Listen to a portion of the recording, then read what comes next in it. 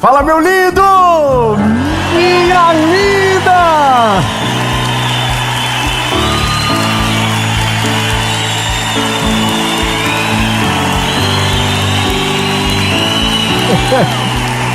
Meu Deus do céu! Nós estamos em Jundiaí. Esse é a Mentoria de Vida, toda quinta-feira, 7 horas da manhã. Uma palavra diferente, uma palavra direta sobre um problema direto para ajudar você a direcionar coisas importantes da sua vida. Toda quinta-feira, 7 horas da manhã, você tem uma Mentoria de Vida. Segunda-feira, você sempre tem uma mensagem dos céus para você também, aqui no nosso canal do YouTube. Então, se você não é inscrito, se inscreve, ativa o sininho, curte esse vídeo. Quando você curte, você faz com que a mensagem vá mais longe. Então, curte, comenta, compartilha. E essa palavra eu tenho certeza que o Senhor vai falar com você. E agora, eu quero te convidar também a fazer parte da nossa comunidade Mentoria de Vida. Lá na comunidade é um grupo de WhatsApp. Você vai ser lembrado de toda segunda, de toda quinta. Eu prometo que a gente não vai incomodar você, mas quando precisar, a gente vai ajudar você a ir mais longe, a edificar a sua vida, a você estar mais perto de Jesus. Amém? Então aqui na descrição do vídeo tem um link do grupo, é só você entrar e fique em paz. A gente não incomoda, a gente não fica mandando figurinha. Bom dia! Tá bom? Então entra no grupo. E agora eu quero convidar você a ir para a mensagem.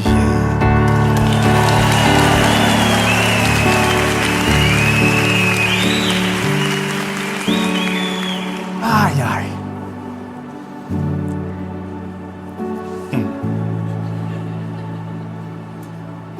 Provérbios, capítulo de número 16, versículo de número 9, diz o seguinte: o coração do homem planeja o seu caminho, mas o Senhor direciona os seus passos.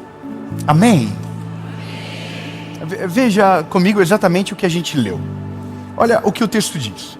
O texto diz o seguinte: que nós fazemos os planos, mas é o Senhor que direciona os passos. Você acha que o fato de Deus direcionar os passos, isso faz com que a gente perca o direito de fazer o nosso planejamento? Sim ou não? Não? Bom. Provérbios capítulo 14, versículo 12 diz: há caminhos que para o homem parecem direitos, mas o fim dele é a morte. Então veja, você está disposto a fazer um plano e descobrir que no fim o seu plano estava errado? Sim ou não? Tá vendo? Dá um pouquinho de dúvida, não dá? A gente já fica assim, será que vale a pena mesmo? Porque vai que dá errado. Vai que dá errado. Então não é melhor deixar que Deus planeje? Cuidado para não dar confusão agora. Cuidado. Será que não é melhor então a gente colocar tudo na mão de Deus e deixar Ele resolver todas as coisas? Um pouco dividido a votação. Alguém disse, vai, é isso aí mesmo. Deixa com o papi. Ele resolve. E alguém está dizendo, não, a gente tem que fazer planejamento. Então, deixa eu dizer para você o que o texto diz. Vamos de novo. Do homem são as preparações. Então fala para quem está perto de você: a tua parte é planejar, mesmo que dê tudo errado no final.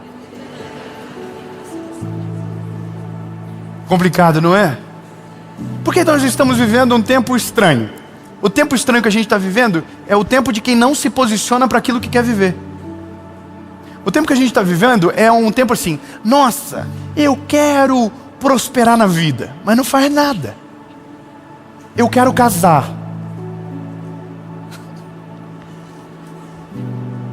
mas não faz nada. Não se move, deita e fala, o Senhor vai mandar aqui. Ah, o Senhor vai mandar aqui, o Senhor vai mandar nada. Fala pro irmãozinho, vai mandar nada. Você vai ter que caçar, você vai ter que ir atrás.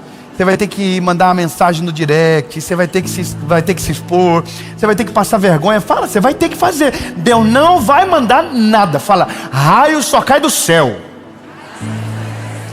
Na vida a gente resolve criando planejamento.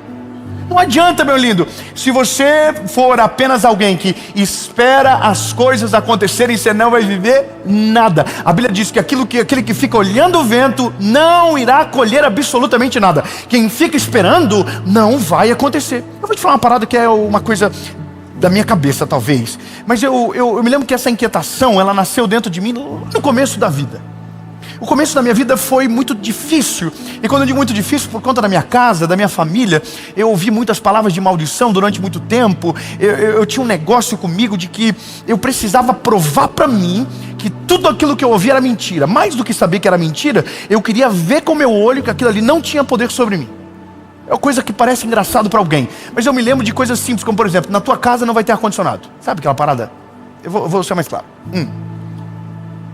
Um dia eu falei pro meu pai, por que você não coloca um ar-condicionado na nossa casa? E meu pai falou, a gente nunca vai ter ar-condicionado. E eu coloquei na minha cabeça, um dia...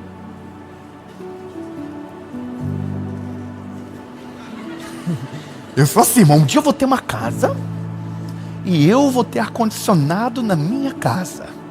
E se der para colocar no banheiro, eu vou colocar no banheiro. Nem precisa, mas eu tava com esse negócio na cabeça. E esse é um negócio que Deus se agrada. Deus se agrada de gente inquieta.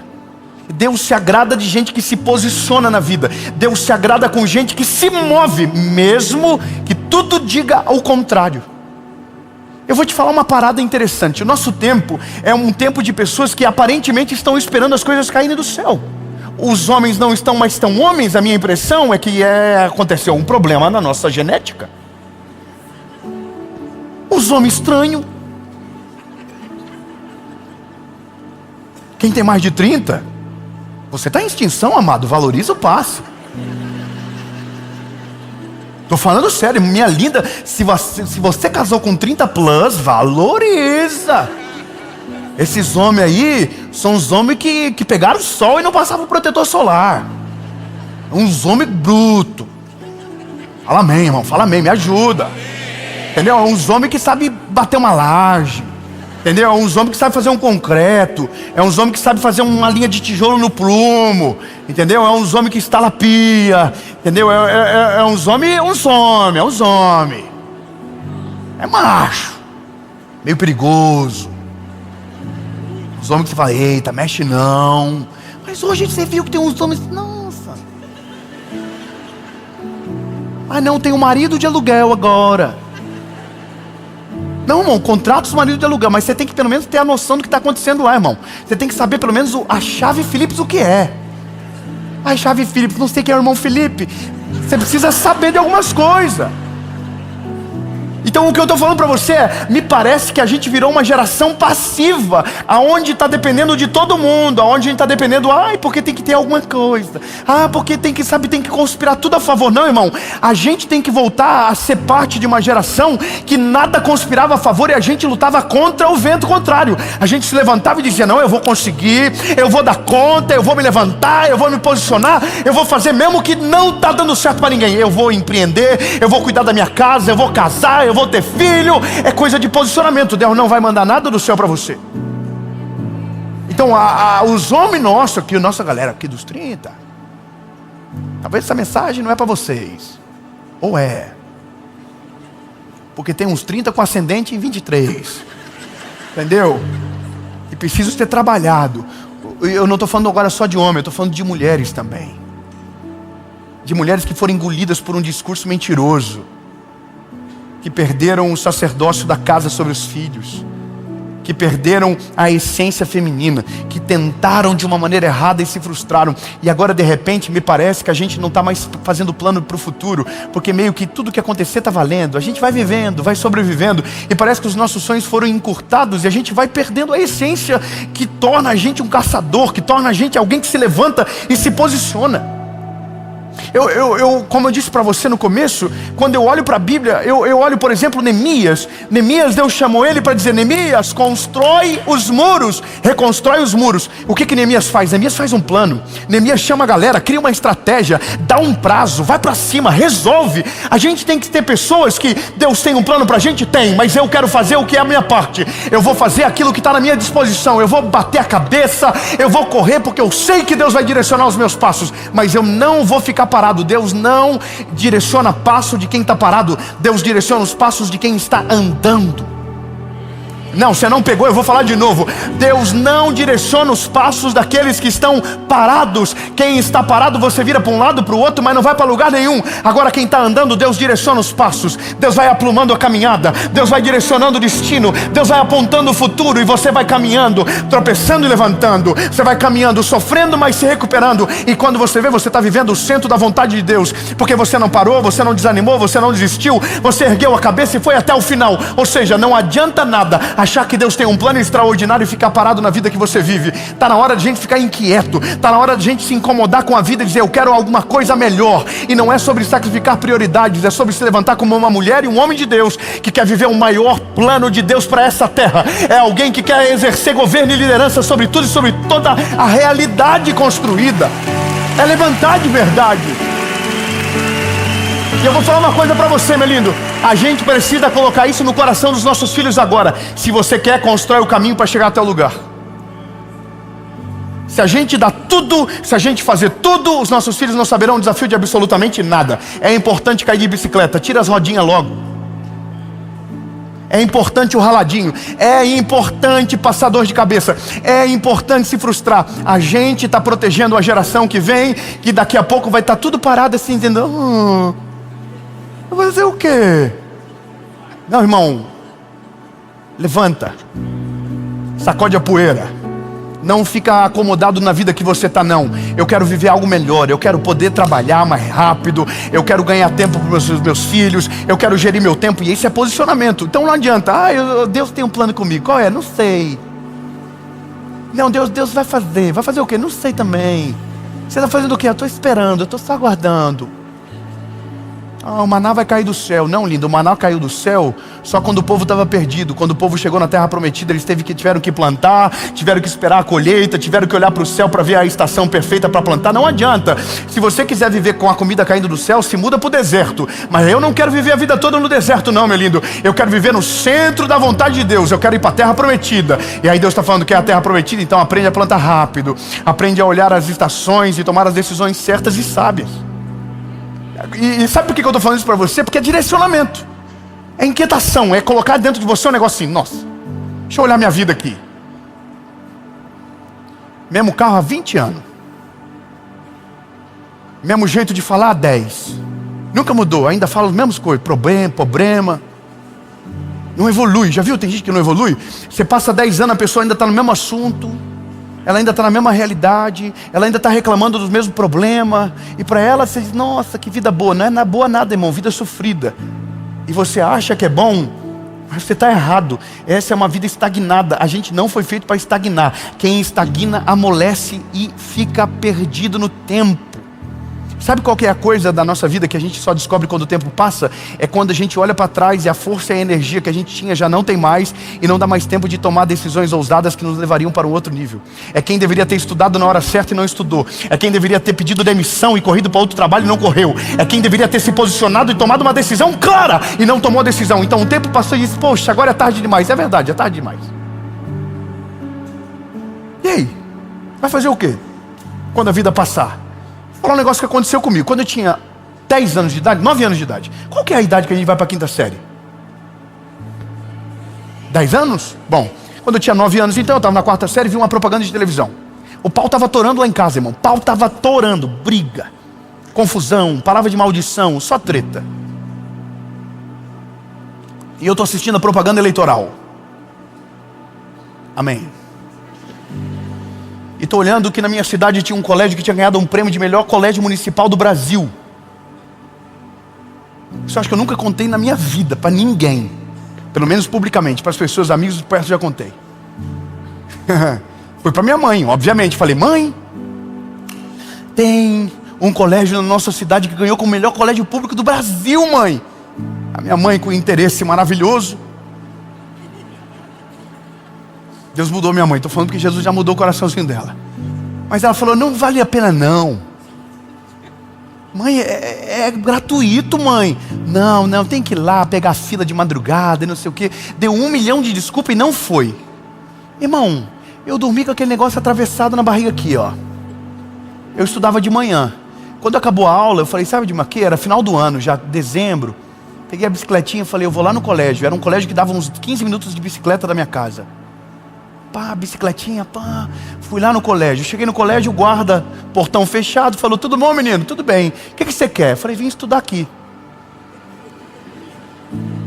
Aí o guarda falou, mas você é matriculado? Eu falei, não, quero me matricular. Ele falou, não, mas é a tua mãe que tem que fazer. Eu falei, pois é, minha mãe falou que se você quiser para eu dar um jeito. Minha mãe não falou nada disso, mas eu entendi. Isso é maravilhoso. Ela falou assim, sério? Eu falei, sério. Então calma aí que eu vou chamar a supervisora do colégio. Me lembro do nome dela, Dona Vânia. Dona Vânia, I love you. Dona Vânia veio. Oi moço, tudo bem, tudo bem. O que você quer? Quero estudar aqui. Ela falou, é a sua mãe? Pois é, minha mãe falou que se eu quiser para eu dar um jeito. A sua mãe falou isso para você? Falou. Então peraí, vem cá, a Dona Zeca, diretora do colégio. Irmão, no primeiro dia eu conheci a nata do colégio. Irmão, quem se posiciona arruma confusão, mas vive os milagres extraordinários. Eu posso dizer que no dia que eu entrei no colégio eu já estava na sala da diretora. Ou seja, parece que está dando errado, mas está dando certo. Irmão, eu estava na sala da diretora. A Dona Zeca olhou para mim, menino lindo. Irmão, eu demorei para crescer. Eu era baixinho, eu tive um estirão de crescimento com 14 para 15 anos. Então eu era um tisquinho, orelhudinho, a orelha já tinha o tamanho de agora, com a cabecinha desse tamanhinho. Eu acho que ela olhou para mim, pelo tadinho dele. Esse menino deve apanhar muito. E aí ela olhou para mim e falou assim, mas como assim a sua mãe falou isso? Eu falei, minha mãe não quis vir. E eu quero estudar aqui. Ela falou, então a vaga é tua, não tem nem vaga. A gente vai dar uma vaga para você, mas primeiro dia de aula tua mãe tem que estar aqui. Falei, eita, não sei se eu comemoro, o que eu faço? Irmão, fui para casa, não falei nada para minha mãe, falei só para minha mãe perto de começar as aulas. Falei, mãe, eu comecei a conseguir a vaga no outro colégio. Só que tem um negócio, a mãe tem que ir junto no primeiro dia. Ai, que maravilha, minha mãe foi. Irmão, tava uma gangue esperando ela para brigar com ela na porta do colégio. Ela chegou, a diretora levou ela para dentro da sala e deu uma lição de moral eterna na minha mãe. Como que o teu filho quer trabalho, quer estudar num colégio melhor e sendo de graça a senhora não fez o mínimo? E aí, irmão, a culpa nunca foi da minha mãe. Só que o resultado de viver aquilo foi de alguém que não ficou inquieto. Então, lindo, a gente tem que caminhar, mas Deus é quem vai direcionar os nossos passos. É Deus que vai fazer as coisas acontecerem, entende? Mas se a gente não se posicionar, não acontece. Não acontece, não adianta. Você quer viver uma vida melhor, você vai ter que fazer algumas loucuras enquanto dá tempo. Você vai ter que planejar coisas e vai ter que tomar decisões ousadas. Não adianta. Se você quer viver uma vida comum, seja comum. Agora, se você quer viver o sobrenatural de Deus, você vai ter que se posicionar. Irmão, para acabar, minha mãe sem emprego, não sei quantos anos sem emprego.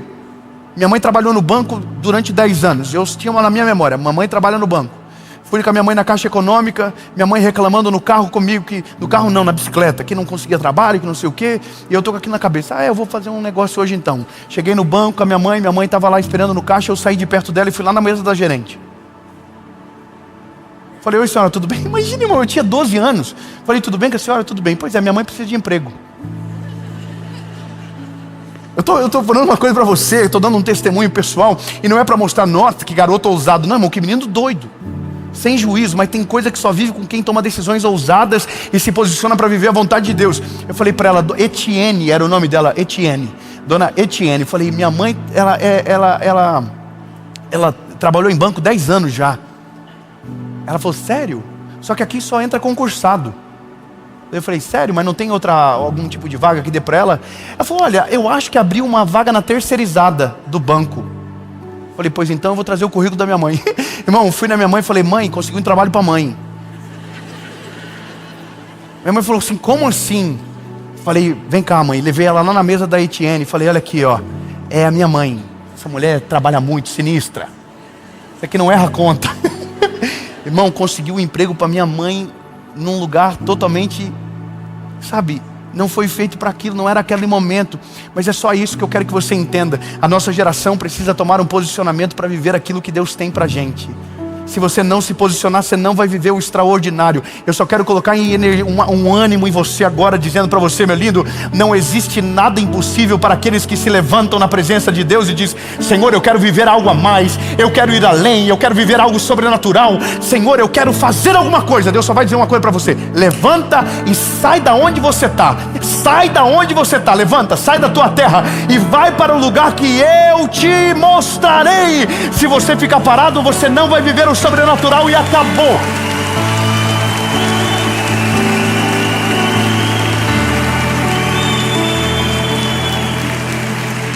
E aí, meu lindo, acabou. Só vai ter testemunho daqui a um ano quem tomar uma decisão agora de dizer: vou fazer algo que eu nunca fiz, vou me posicionar onde eu não me posicionei até então, eu vou me envolver em direção ao sobrenatural. O que você quer para a sua vida? Ah, eu quero isso aqui. Então constrói o caminho, mesmo que no meio você vai dar ali com a cara com os burros na água, mesmo que no meio você vai decidir que talvez você estava errado, mas se você ficar parado, você não vai viver milagre nenhum. Eu vou falar uma coisa que parece doideira, mas é verdade. A gente só vê pessoas prosperarem, e essas pessoas que prosperam, elas nunca são normal. Não existe testemunho de gente que prosperou normal, lindo. Confia em mim. Gente que é muito... eu vou falar uma coisa. Normalmente, os que mais dão certo não é a galera da primeira fileira. É a galera da quarta para a última. Entendeu? É a galera que está dando jeito. É aquele cara que saía da escola e ia trabalhar. É aquele que estava dando o seu jeito, estava fazendo coisa, estava plantando, estava tomando direção, estava apanhando de vez em quando, mas estava se movimentando para viver o sobrenatural. Eu não estou falando que o da primeira fileira não consegue. Eu só estou dizendo que, na verdade, a vida não é daqueles que aprendem mais, é aqueles que colocam em prática rápido aquilo que está aprendendo.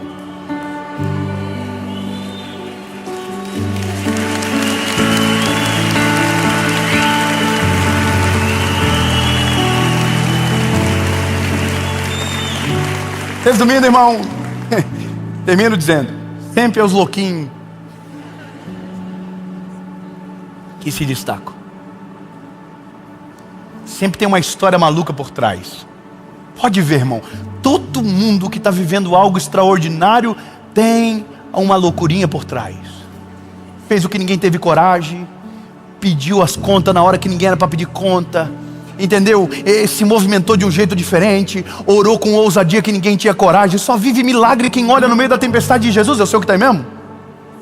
Aí Jesus, então me chama que eu vou contigo sobre as águas. Irmão, não era dia de andar sobre as águas, era dia de Jesus acalmar a tempestade. Mas quem entende que não dá para ficar parado, vive milagres que nunca ninguém viveu. E ponto, acabou, vou terminar.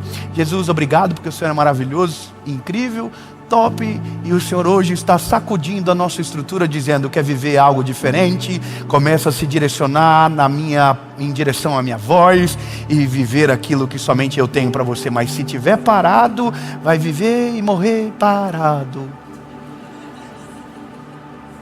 Mas se você se levantar, se você se posicionar dizendo: eu não estou satisfeito, eu quero dar uma vida melhor para minha família, eu quero ter mais vida com Deus, eu quero fazer coisas que ninguém fez, eu quero ir além da história, eu não quero ser uma história repetida do meu pai, da minha mãe, do meu avô, do meu bisavô, eu quero viver uma história nova. E aí eu estou aqui dizendo para você, então, levanta da onde você está, sacode a poeira e sai andando pelo mundo, que Deus vai direcionar os teus passos, e a vontade dele vai acontecer sobre você, em nome de Jesus. Amém.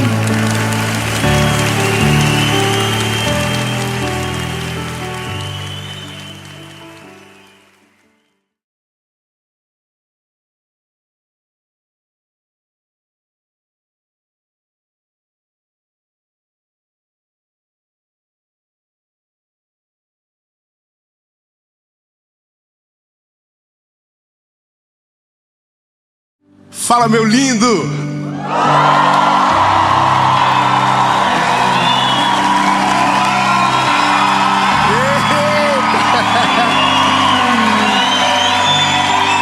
Meu lindo, minha linda, Meus lindos, que alegria! Eu estou com meu coração muito feliz pelo que nós estamos vivendo. Essa é a segunda mensagem da série Oásis. E eu quero que você saiba que o resultado daquilo que você vai ouvir será uma experiência para uma vida inteira, em nome de Jesus. Quando compreendemos o poder do foco naquilo que Deus nos chamou, ninguém consegue nos tirar do lugar que Deus preparou para nós. Então, meu lindo, minha linda, eu quero só te pedir o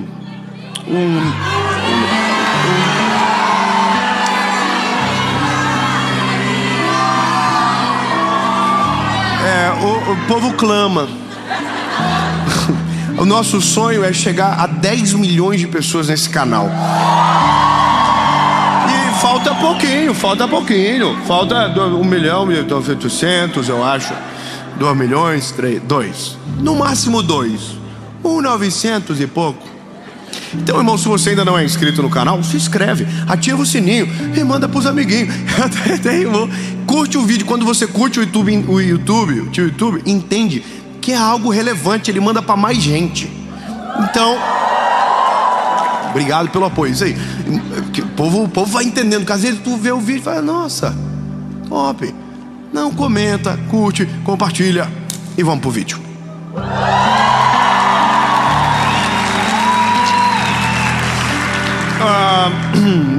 Vamos perder o foco, né?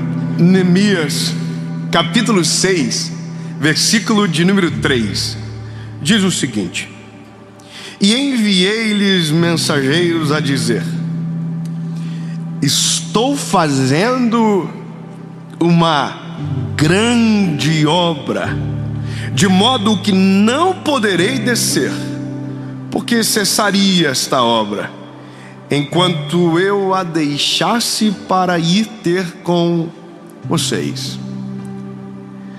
Eu sou apaixonado nessa história de Neemias.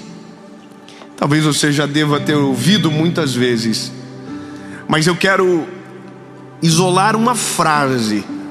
Eu vou te relembrar da história, mas quero isolar uma frase, porque estou fazendo uma grande obra. Eu quero que você diga com a sua boquinha linda que Jesus te deu, diga: porque eu estou fazendo uma grande obra.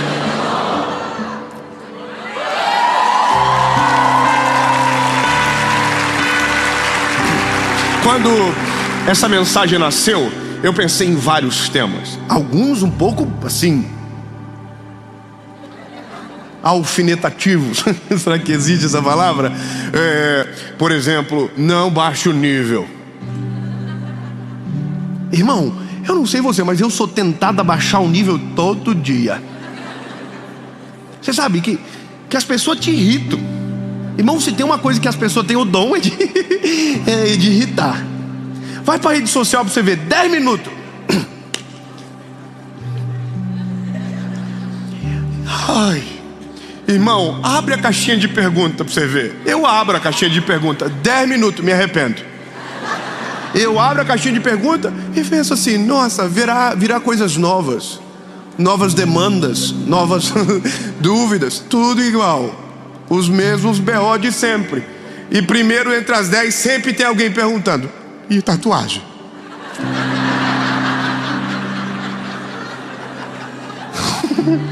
E tatuagem é pecado. E tem gente me olhando aqui agora assim, ó. E aí? Pode? Tô te dizendo que me irrita. Irmão, eu vou falar uma coisa pra você. Se você se preocupa mais com aquilo que escreve no braço do que aquilo que esconde no coração, o problema é você, não é a tatuagem. Entendeu? Os irmãos pro tatuagem.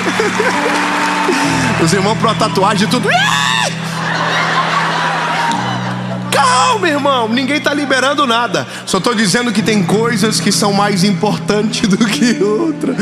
Ai, glória a Deus. Você me entende que tem coisa que irrita. Só que quando você está fazendo uma grande obra, o que desestabiliza qualquer um não pode desestabilizar você. E esse é o nosso problema. Nós estamos fazendo uma grande obra, mas lidamos com a obra como se ela fosse trivial. E por isso que o nosso foco vive perdido nesse mundo, e a gente não consegue olhar para exatamente o que Deus quer para nós. Então a gente faz qualquer coisa, aceita qualquer proposta, para por qualquer palavra, abandona a obra por qualquer coisa. E eu vou te dizer uma realidade. É normal a gente ser tentado a parar. É normal, porque quando você está fazendo uma grande obra, o que você faz irrita. Talvez não faça tanto sentido, mas as pessoas se irritam quando o que você está fazendo está dando certo. As pessoas se irritam quando o que você coloca a mão está prosperando.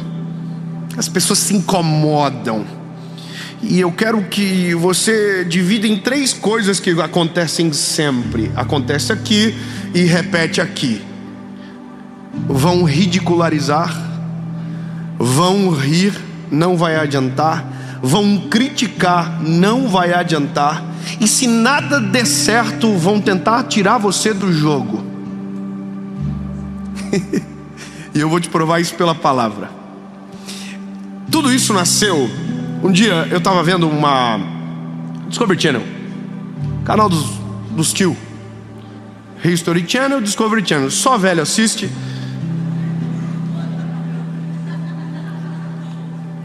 Eu assisti porque meu pai estava com o controle. As brincadeiras à parte, irmão. No negócio do Discovery Channel, mostrou um leão caçando. Na verdade era uma leoa. E a leoa, irmão, você sabe que é a leoa que caça, né? O leão... Ah, irmã, calma. O leão só fica aqui, ó. Só com a jubona dele aqui, ó. Só esperando a caça chegar. E a leoa faz, né? Porque o leão é sinistro. Deve ser bom. Bom, a leoa tá caçando. A cena é muito... É incrível. A leoa fica...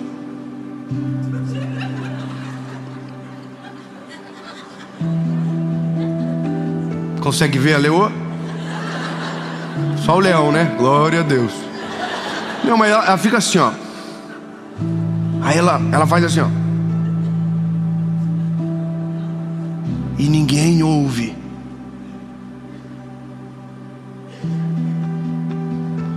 Irmão, você pode passar no lado da leoa que ela não vai te ver, porque o foco dela é uma coisa só: a presa.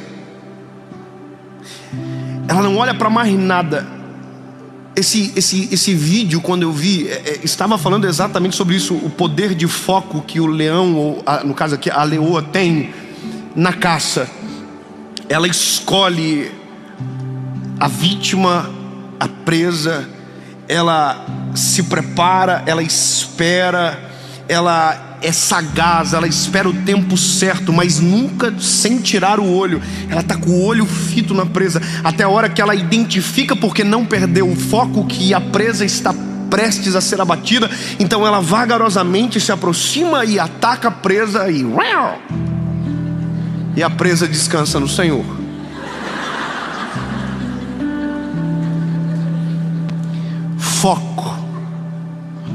Foco na missão.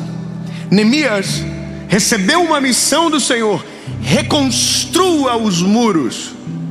A honra do povo estava dilacerada, a honra do povo estava aos trapos, e a missão era: reconstrua os muros. E o prazo era mínimo. Os inimigos zombaram de Neemias. Quando Neemias disse: vou edificar os muros, Deus me mandou. E todo mundo fez. Eu não sei se para você isso assim, já aconteceu. Você contou alguma coisa para alguém que queria fazer, que era o seu sonho, e a pessoa fez assim.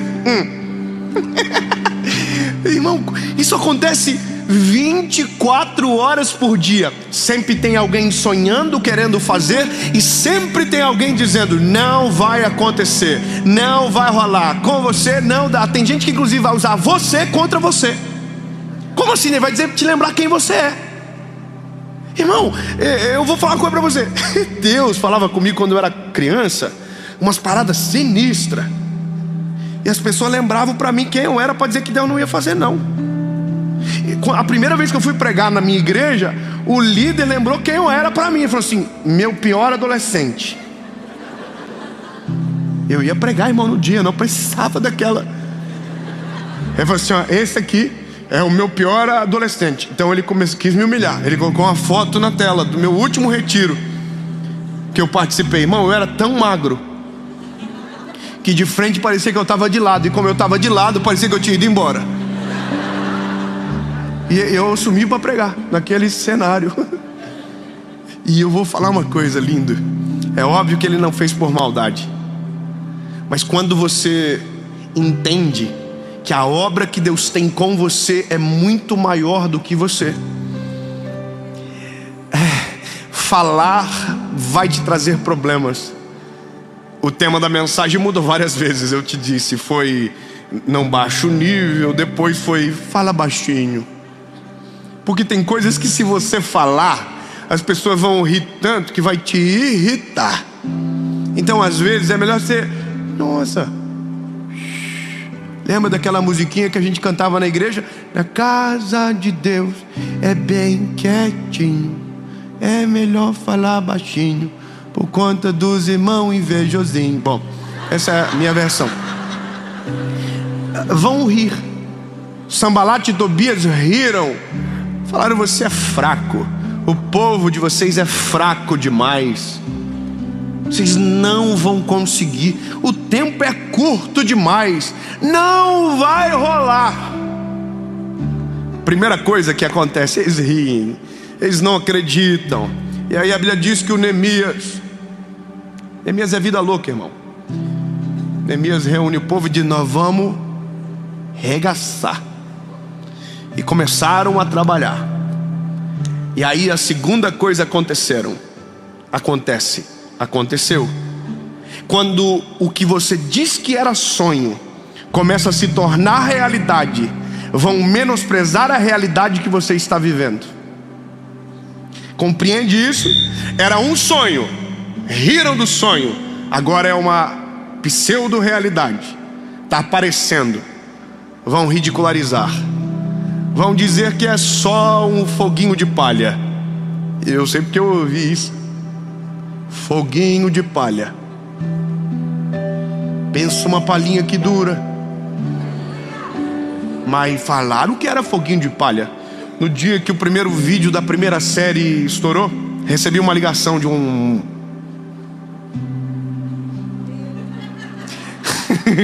de um Sanbalat, Tobias e Gesem da vida.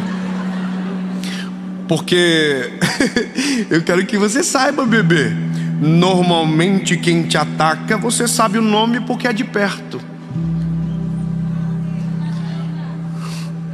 E eu sei que o que mais incomoda é porque aqueles que deveriam te apoiar às vezes são exatamente os que te atacam.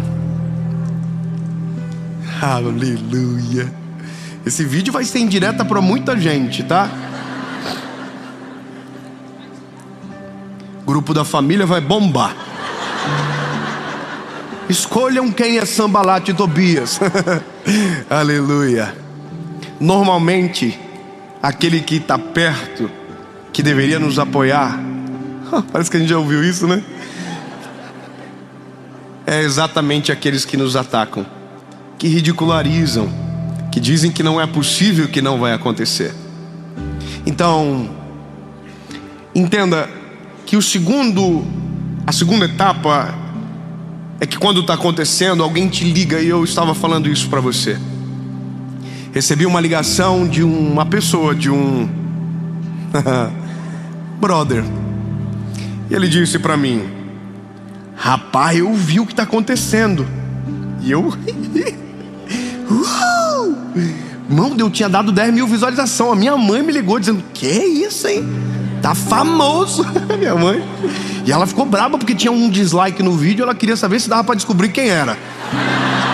Ela falou: deve ser alguém da família. Não, brincadeira, mas é verdade, ela ficou brava.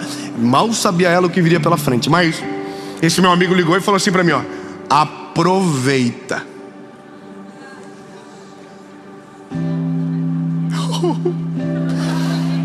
Que a onda vai passar. Irmão, eu não conheci o Gabriel Medina na época, me senti ele. Vou aproveitar, vou pegar o tubo, vou sair lá embaixo e acabou. Irmão, ondinha grande que nunca mais acabou.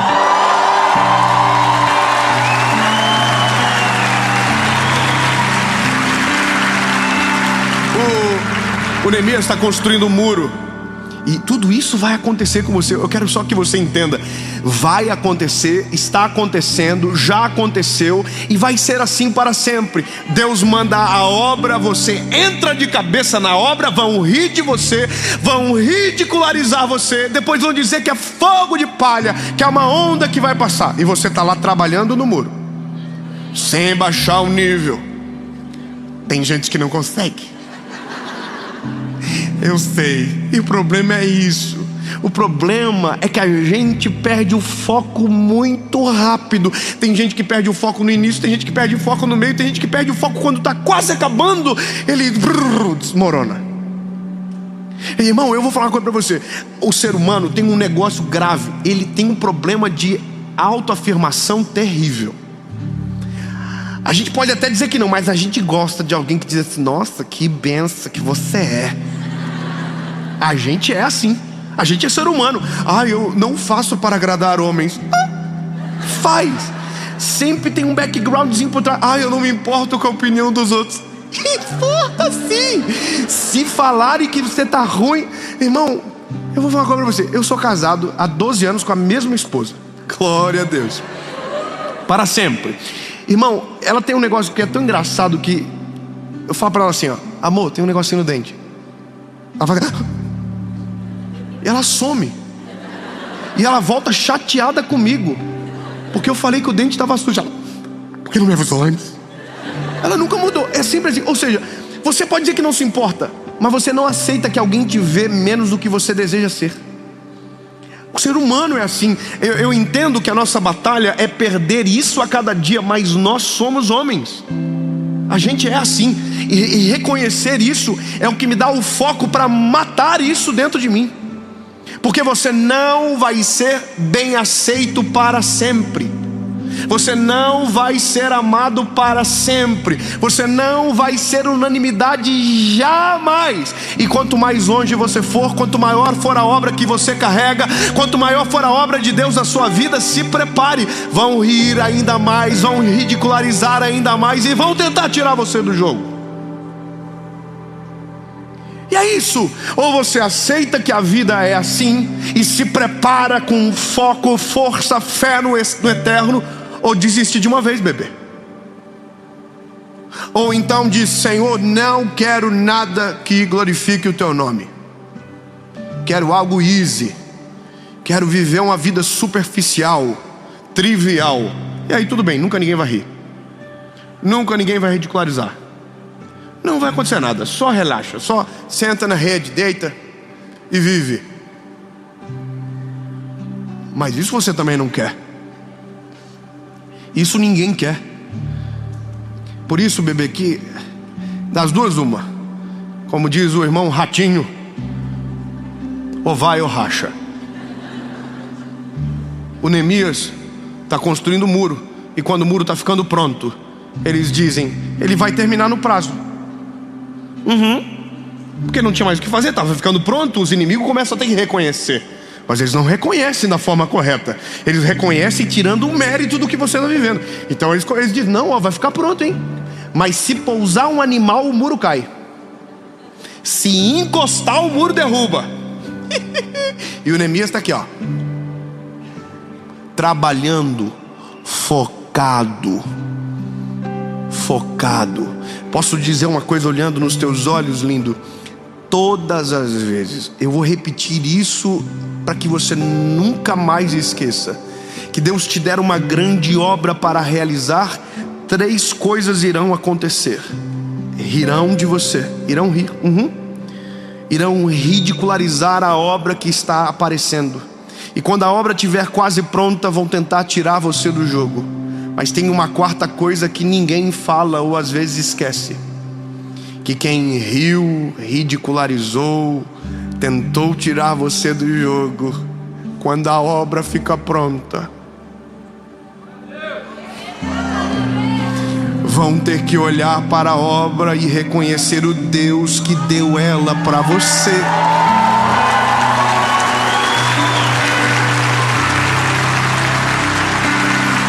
Porque no fim, nunca é sobre quem edificou, é sobre quem é o dono da obra. Quando nós entendemos isso, nós ficamos neutros com os ataques. A obra não é minha, você entende? A obra é dele. Então você vai.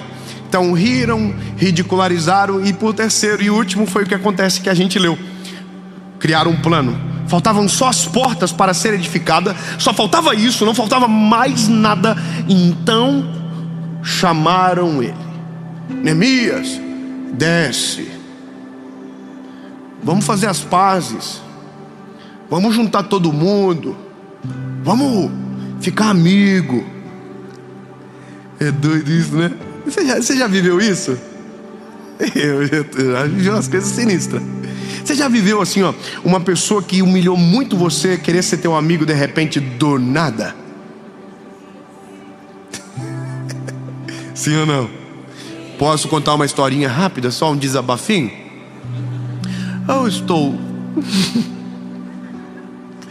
Todo mundo passa pelos mesmos processos, não existe vida perfeita. Então eu passei por muitos processos, vou passar por outros tantos, mas teve alguns que foram bem doloridos e que marcaram muito, de humilhação, de vergonha. E uma pessoa era o personagem de uma dessas vergonhas e humilhações que a vida me proporcionou do ministério. E aí, bom, a vida, graças a Deus, foi mudando, Deus foi fazendo, a obra foi ficando pronta, as coisas aconteceram. E um dia eu estou em outro lugar desse mundão afora, pregando o evangelho, eu recebo uma mensagem no meu WhatsApp do nada. E a mensagem do WhatsApp era do personagem que me humilhou. E ele dizia na mensagem: saudade.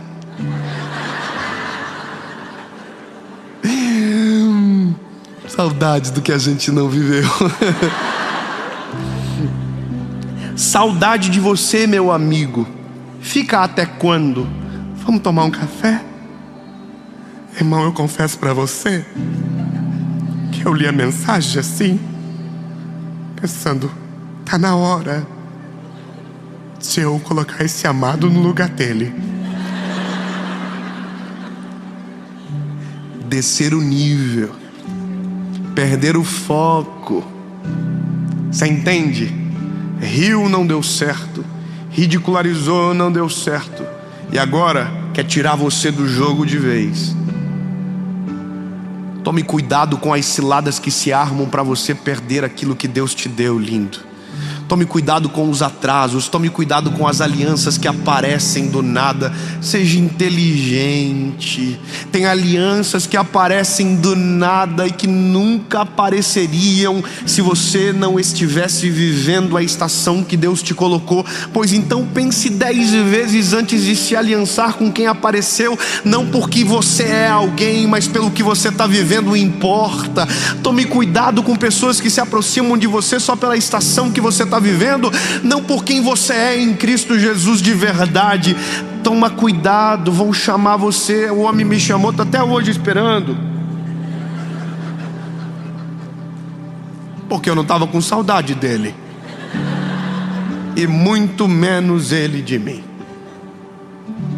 Não pare para responder, não pare para brigar. Lindo, a gente está na era das redes sociais agora. Puxa vida, todo post que eu coloco, às vezes dá umas confusãozinhas, os comentários. Eu fico com vontade de comentar assim: não briga, gente, não perde tempo não. Foca na obra que Deus te deu, foca na tua missão. Sabe, não se importa com o que o outro está fazendo mais do que aquilo que Deus te deu. A prioridade não é o outro, a prioridade é a missão de Deus, que sim reverbera no outro. Mas se você coloca a prioridade de maneira errada, você perde o foco e para. Eu sou apaixonado por Neemias, porque ele queria a paz com Sanbalate, com Tobias, com Gesem, mas não antes de terminar o muro, não antes de edificar as portas. Então quando o mensageiro vem, ele diz: desce, fala para eles, eu estou fazendo uma grande obra, eu não vou descer, porque se eu descer, essa obra aqui vai parar. Lindo, se eu parar para resolver BO, a obra que Deus me deu vai parar.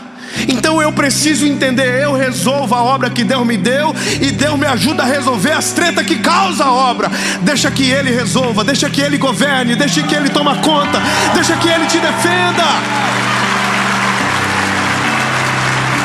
Sabe, as pessoas exigem: se defenda, fale alguma coisa, briga, vai para cima. Deus diz: não, bebê, cuida da minha obra, deixa que eu cuido dos BO que a obra está causando, deixa que eu vou atrás, deixa que eu te justifico, deixa que eu cuido, deixa que eu aparo as arestas, deixa que eu abro os olhos, deixa que eu faço. Enquanto você cuida da obra, Ele cuida do obreiro e do... Amém. Então o Neemias falou para eles: não vou. Sobe o mensageiro de novo, e ele diz: não vou. Desce, sobe, vai, não vou.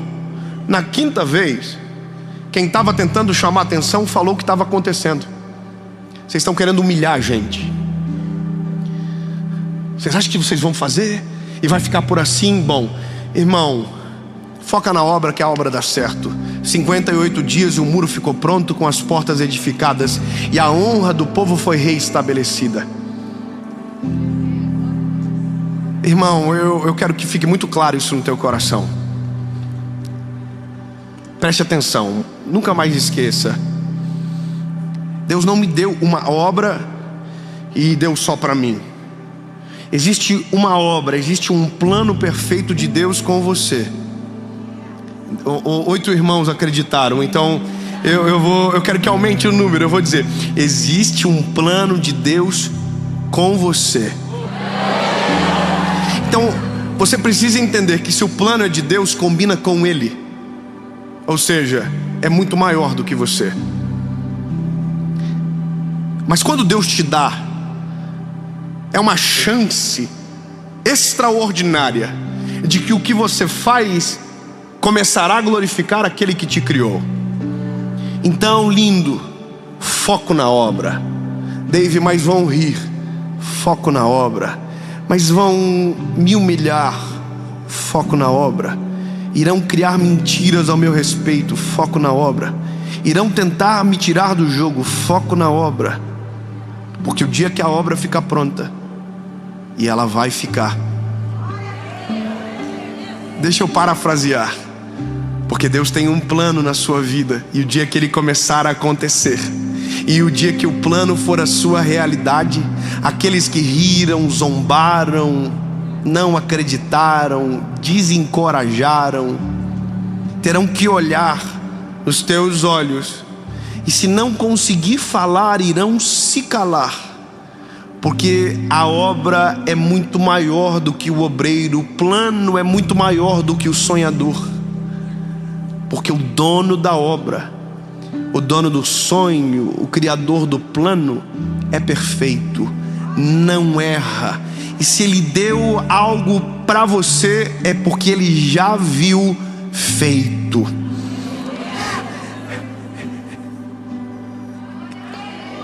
Eu vou te dar uma base bíblica e vou embora. Pedro foi encontrado por Jesus na beira do mar. Jesus olhou para Pedro e disse: Pedro, tu é um pescador de peixes, mas eu vou te transformar num pescador de homens. Os evangelhos, todos os 4 evangelhos, você passa sentindo raiva do Pedro, porque parece que o Pedro não vai, parece que o Pedro trava. E a palavra de Jesus permanece de pé. Vou te fazer um pescador de almas. Vou te fazer um pescador de almas. Ele não desiste. Pedro naufraga, ele puxa Pedro para riba. Ele não desiste. Pedro nega ele não desiste. Pedro vai embora, ele não desiste. Sabe por quê?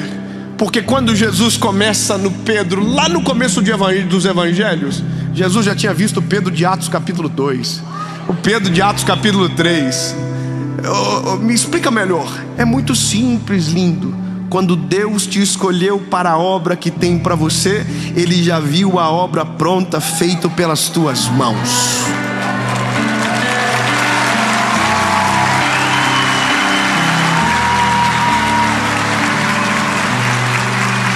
Jesus, nós não iremos perder o foco, nem o sucesso ou o insucesso, nem a crítica, nem o aplauso.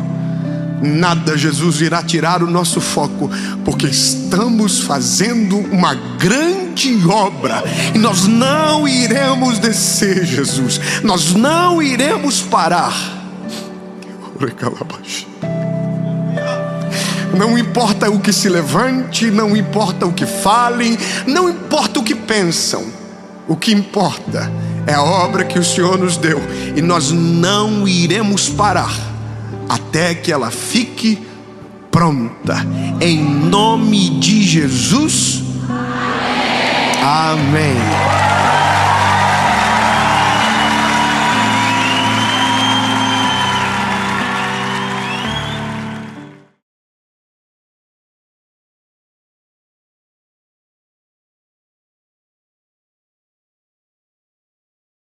Fala, meu lindo! Minha linda!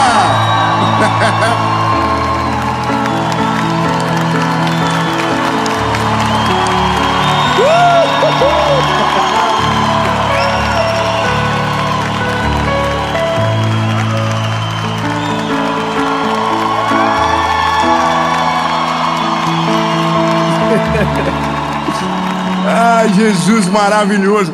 Nossa, que natural, que... Onde vocês estavam, gente? Estamos em Itajaí. E essa é a série Sabedoria. Eu tenho certeza que o Senhor Jesus vai falar com você durante essa série. Nós vamos nos ver por 8 semanas. Todos os dias, de segunda-feira, 7 horas da manhã, eu tenho uma palavra de Jesus para você por aqui. Aliás, não começou agora e não vai terminar. Nós já estamos aqui há 5 anos, sem falhar uma segunda-feira. Então eu quero te fazer um convite. Se você ainda não se inscreveu no canal, se inscreve, bebê. Se inscreve, ativa o sininho. Nós estamos chegando a quase 10 milhões de inscritos. Loucura! Ó, e nessas alturas do campeonato, eu acredito que deve estar faltando lá uns 800 e pico. 800 mil pessoas, só isso, mais nada. Então se inscreve, ativa o sininho, compartilha essa mensagem. E essa mensagem curte, comenta, compartilha, manda no grupo da família, no grupo de WhatsApp. Nem que seja para dar uma indireta para alguém, mas manda. Quanto mais longe a mensagem for, melhor, e o nome de Jesus é glorificado. Vamos fazer o seguinte? Vamos para a mensagem.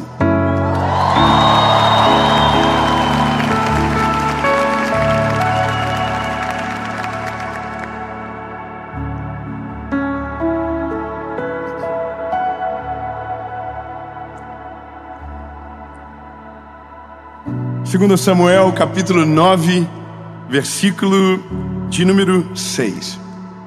Pela primeira vez, eu acredito, na minha vida, eu vou ministrar sobre essa história. E eu vou dizer que fiquei até surpreso de nunca ter parado aqui.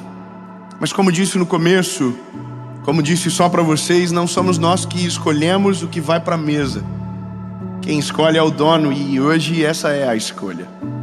Uma história sobre... Bom, eu vou contar para você. 9 e 6. Isso aqui é o meio para o final da história. Ora, quando Mefibosete, o filho de Jonatas, o filho de Saul, chegou até Davi, ele caiu sobre a sua face e fez reverência. E Davi disse: Mefibosete. E ele respondeu: eis aqui o teu servo. Davi disse a ele: não temas, porquanto certamente te mostrarei bondade por causa de Jonatas teu pai, e te restituirei toda a terra de Saul teu avô, e tu comerás pão à minha mesa continuamente. E ele se curvou e disse: o que é o teu servo para que olhes para um cão morto como eu?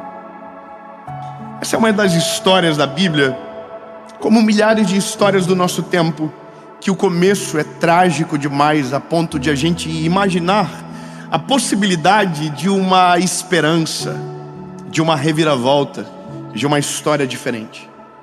A gente está muito acostumado com o Jó. Jó era um homem rico, milionário, que perdeu tudo. E aí a Bíblia diz que Deus restaurou ele. Agora, quando a gente fala de Mefibosete, o começo dele não é extraordinário, o começo dele já é extremamente trágico. E é tão trágico que nos rouba a possibilidade de qualquer esperança sobre acerca desse personagem chamado Mefibosete. Veja, não tem só um Mefibosete na Bíblia, então eu só quero que você entenda: o Mefibosete que vamos falar é o filho de Jonatas. Vamos compreender. Lembra de Davi? Davi todo mundo conhece. Davi é um célebre personagem do Velho Testamento, o maior rei de Israel, o homem que mais venceu batalhas, que nunca perdeu uma guerra. Um homem que a Bíblia chama de o homem segundo o coração de Deus. Aliás, não é só a Bíblia que o chama porque quer, é porque Deus disse que ele era quando foi ungí-lo a rei. Só que entenda bem, Davi assumiu um reinado de um homem chamado Saul, que foi um grande rei, mas foi rejeitado por Deus por conta de suas atitudes. Bom, a história é essa: Davi assume um reinado no lugar de um homem chamado Saul. Só que Saul tinha um filho. Veja, parece novela mexicana. Saul tinha um filho chamado Jonatas. Então, talvez, se Mefibosete você nunca ouviu, Jonatas você talvez saiba quem ele é: o melhor amigo de Davi. Um garoto que se apaixonou pelo homem de Deus que Davi era, e devotou a sua vida e ajudá-lo a cumprir o propósito que Deus o tinha para ele, mesmo sendo ele filho do rei anterior. Jonatas e Davi, uma amizade incrível, uma amizade assim que para nós é um grande exemplo. Quando você estuda sobre Davi e Jonatas, sobre lealdade, você aprende de sobremaneira.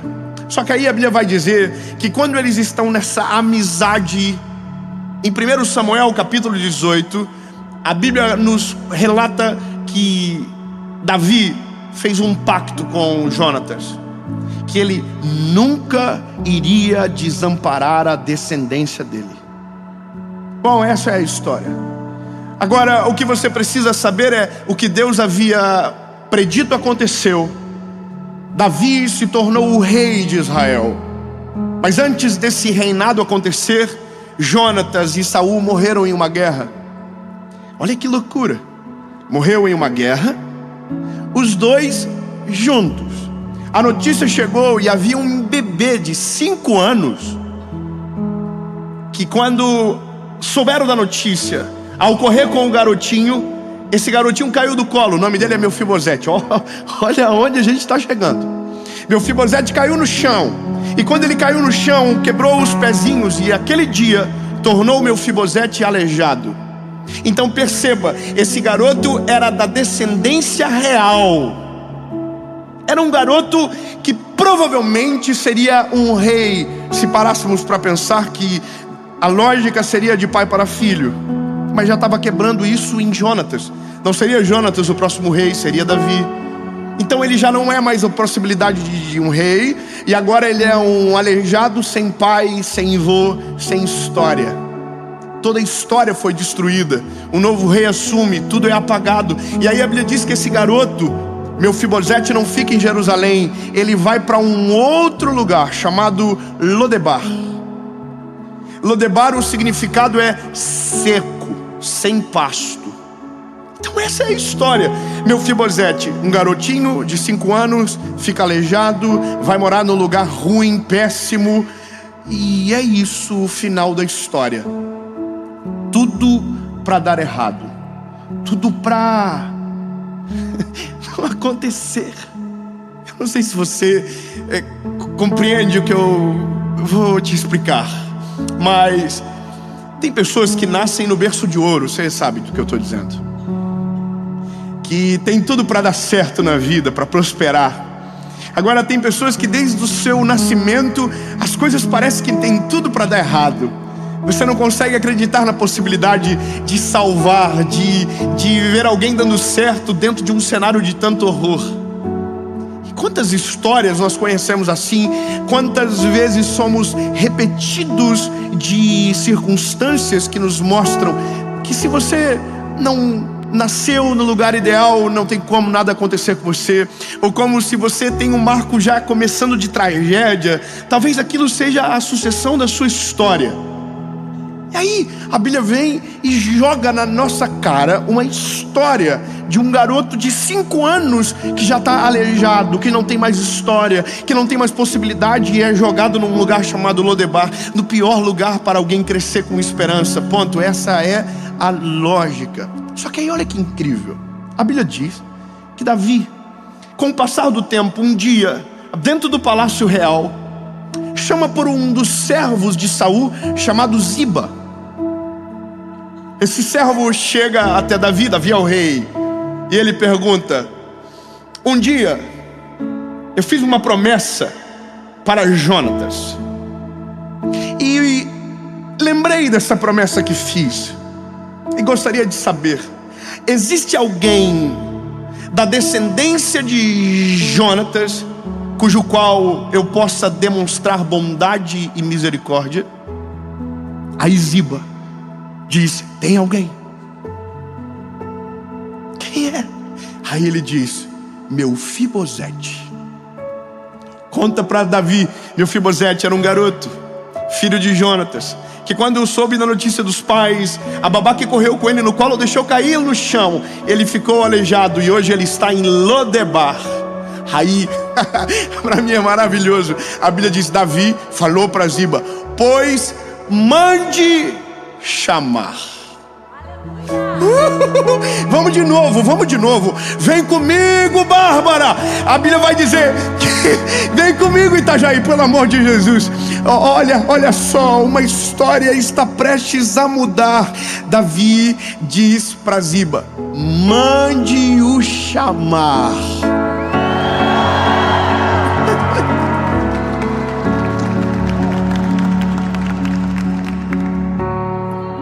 Quando tem muito filho de rico junto. Mas olha, chamaram o Mefibosete. Só que veja que loucura.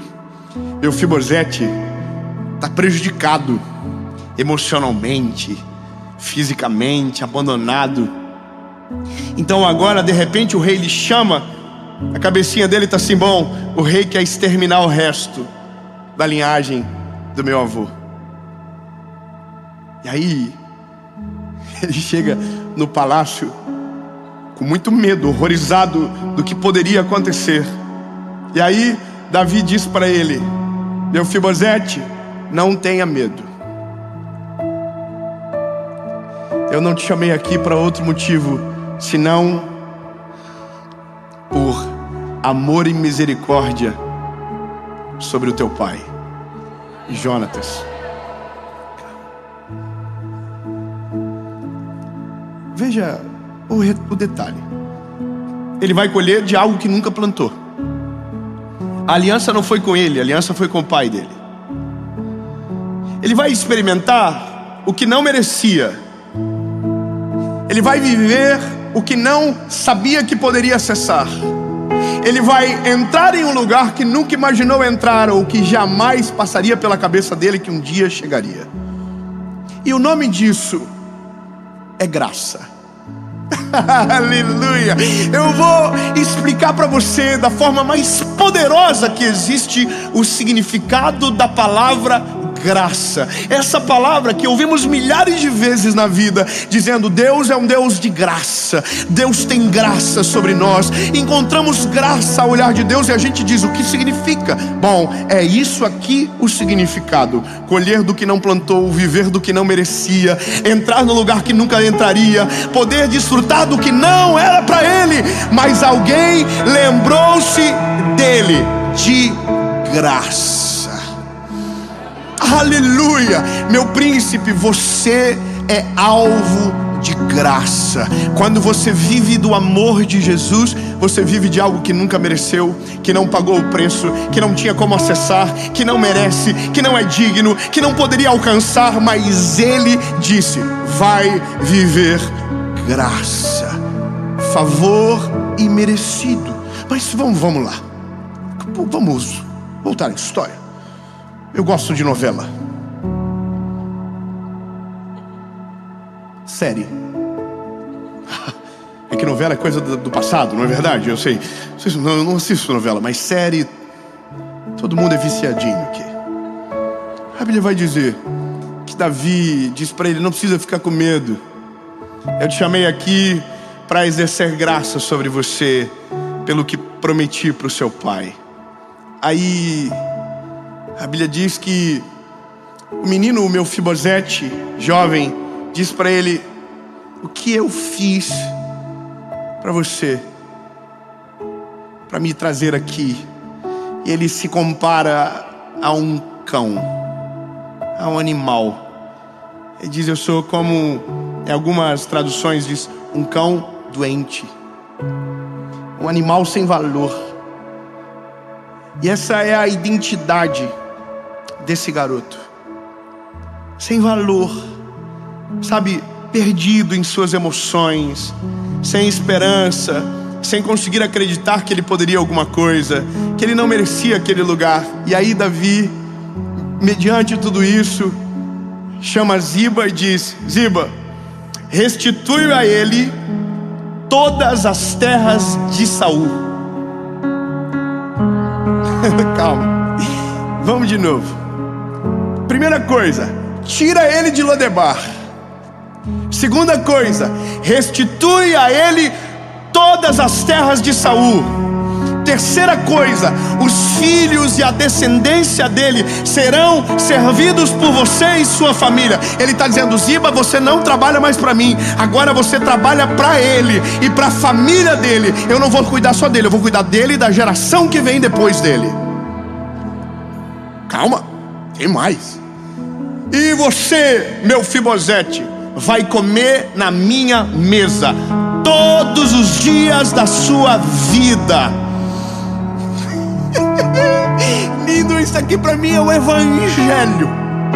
É o Evangelho explicado da maneira mais poderosa. Quando Deus nos achou, nós estávamos abandonados, esquecidos do mundo e dos homens, sem esperança. E Ele disse: vem aqui, chama ele. Aí a gente chega e ele diz: eu vou restaurar a tua identidade. Você pensa que não vale nada, mas você vai comer na minha mesa. Sabe quem comia na mesa? Quem era do principado, os filhos do rei comiam na mesa. O Senhor Jesus está dizendo, o que nós estamos ouvindo é: você não vai só ser movido de um lugar de miséria para um lugar de prosperidade. Você não vai ser só tirado de um lugar de humilhação para um lugar de honra. Você vai ser aquele cujo qual vai sentar na minha mesa. Você vai...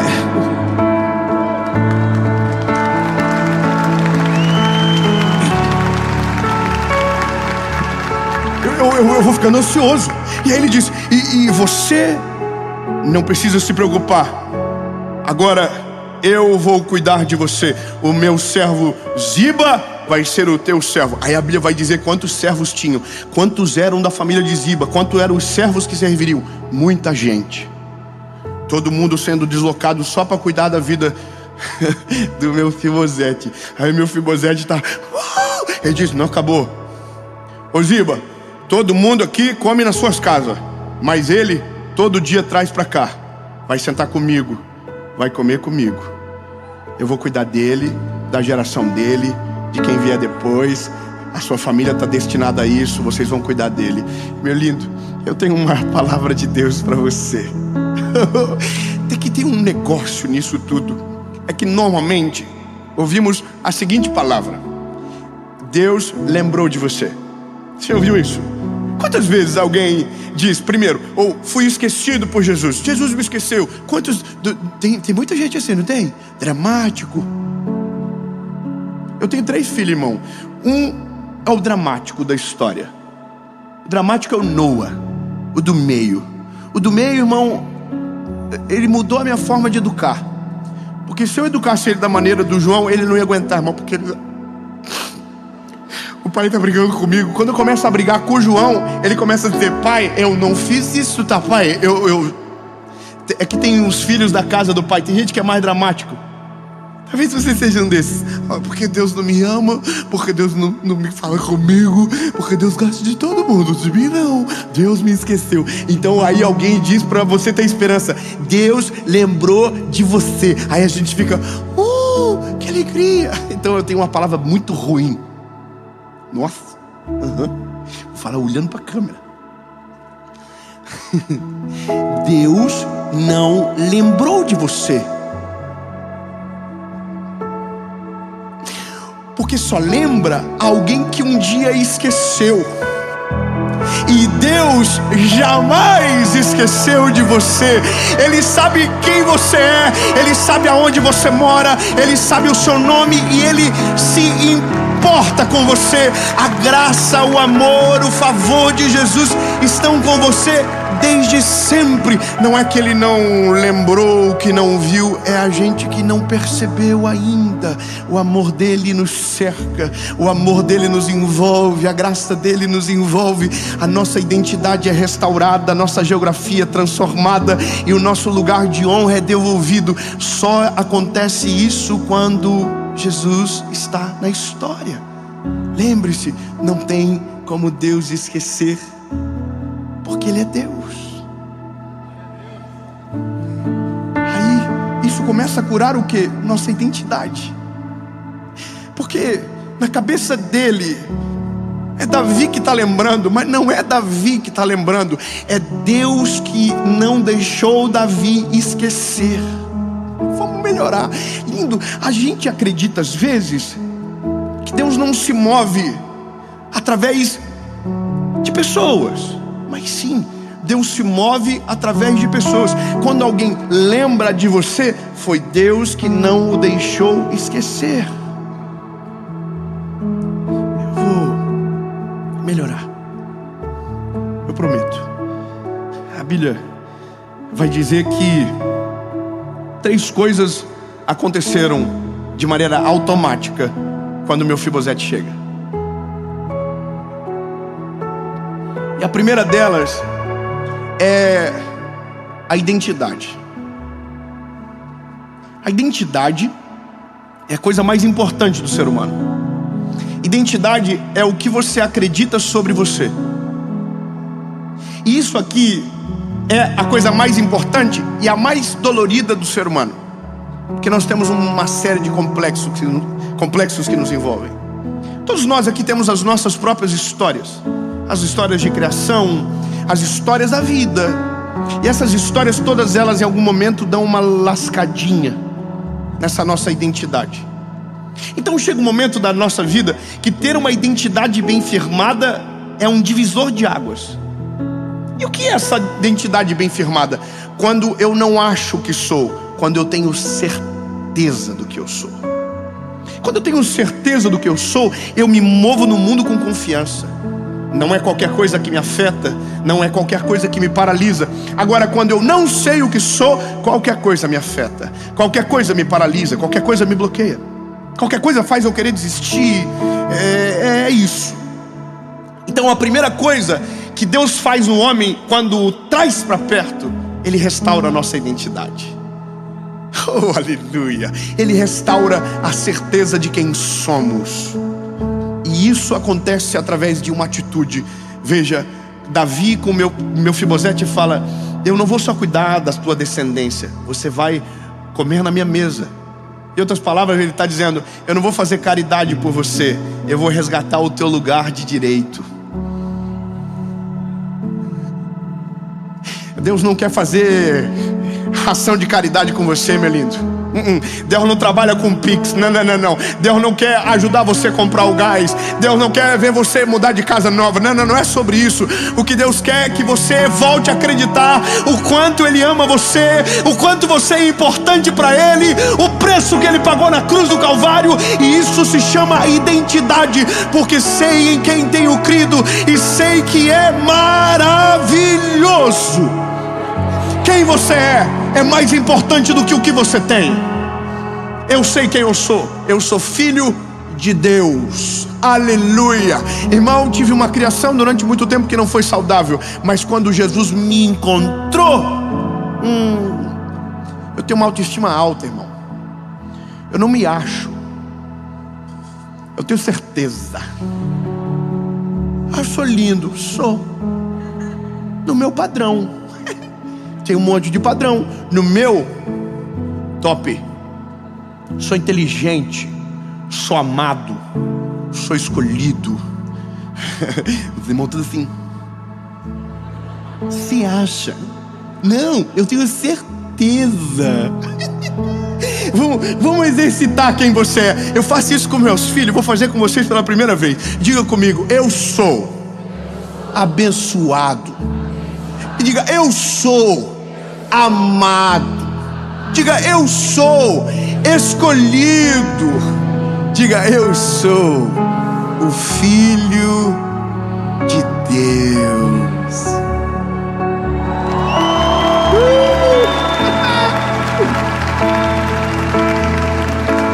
Isso muda a maneira que a gente vive a vida, bebê. Muda tudo. Eu tenho certeza que fui comprado com sangue precioso e valeu muito. Não me meto em coisa não, qualquer coisa não. Isso é restaurador. Por isso que o propósito de Deus na palavra sempre é nos ensinar o caminho. E o caminho é muito claro com Davi. Primeiro, vamos resgatar a identidade do menino. Segundo, vamos cuidar da descendência dele. Lembra da palavra? Porque nunca vi um justo mendigar o pão, nem a sua descendência. Eu quero falar para você, meu lindo, Deus não vai só cuidar de você, Deus não vai só abençoar você, Deus não vai cuidar só do teu coração, Deus vai cuidar da tua família, Deus vai cuidar da tua esposa, Deus vai cuidar do teu marido, Deus vai cuidar dos teus filhos, Deus vai cuidar dos teus netos, Deus vai cuidar da tua geração. Quando Ele entra na história, Ele não muda só você, Ele muda tudo que vem a partir de você, porque quando estamos nele, todas as coisas são novas, as coisas velhas ficam para trás e tudo se faz novo. Uau! De geração em geração, o Senhor vai cuidar de você e da sua descendência.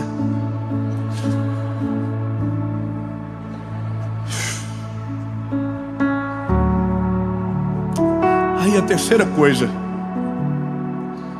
ele diz pro Mefibosete: Mefibosete, tu chegou pobre, mas agora tu é dono de todas as terras que eram de Saul, teu avô.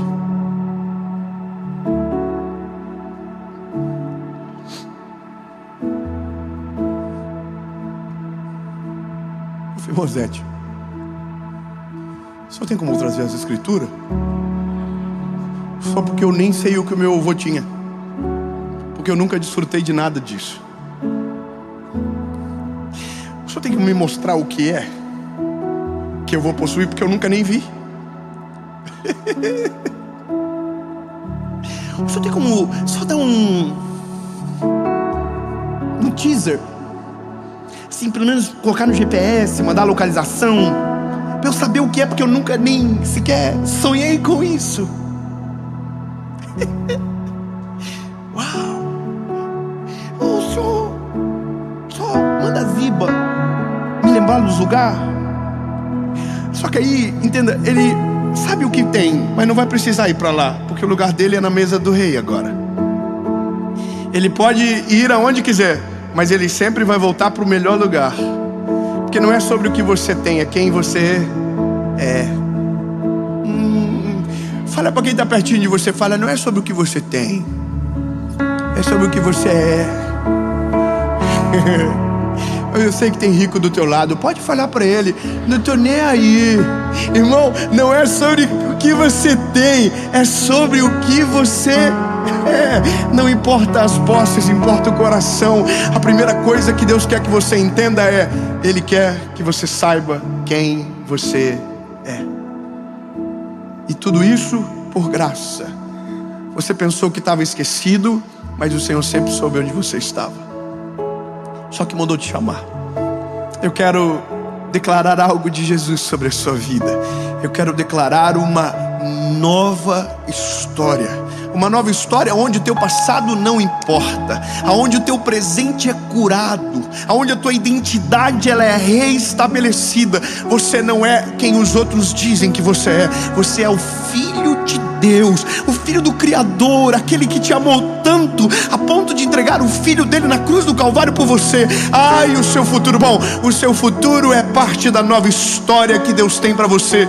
Você vai acessar coisas que nunca imaginou, vai entrar em lugares que nunca acreditou que entraria, vai pisar em lugares que jamais imaginou que pisaria, e tudo isso por um motivo: graça, favor imerecido. Deus olhou para você, sabe que você não merece, que você não plantou o suficiente, não era para você, tinha gente melhor no teu lugar, mas Deus te escolheu. Então, lindo, aproveita, você é o filho do chefe.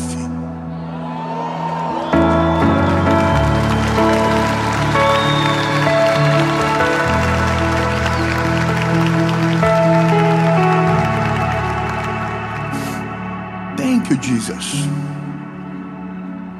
Muito obrigado. Obrigado porque o Senhor deixa a gente viver coisas que não merecemos, a dar para os nossos filhos coisas que nós não tivemos, mas que nos alcançou. Jesus, eu quero declarar que essa mensagem vai ser a ferramenta de cura da identidade de milhares sobre a nossa nação e fora dela. É isso que o Senhor faz quando nos acha, Jesus. E o Senhor nos achou.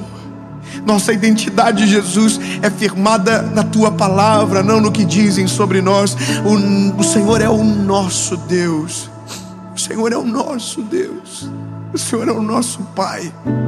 Jesus, não nos deixa sentirmos que estamos sozinhos, Pai. Não nos deixa sentir que fomos abandonados e esquecidos pela vida. Senhor, não nos deixa acreditar que porque começou ruim, é assim que vai terminar. Porque mais importante do que como as coisas começam é de como elas terminam. Jesus, o Senhor está presente. O Senhor não se esqueceu. O Senhor nunca se esqueceu. Jesus, muda vidas agora. Restaura histórias que foram perdidas no tempo. Restaura histórias que começaram de maneira tão dramática que não tem esperança de ter uma mudança de paradigma. Jesus, entra na história agora.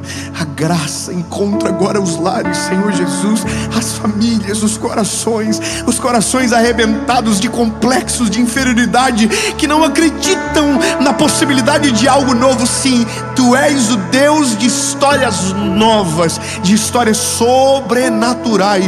É isso que cremos e é sobre isso que oramos, no Teu nome, Jesus. Amém.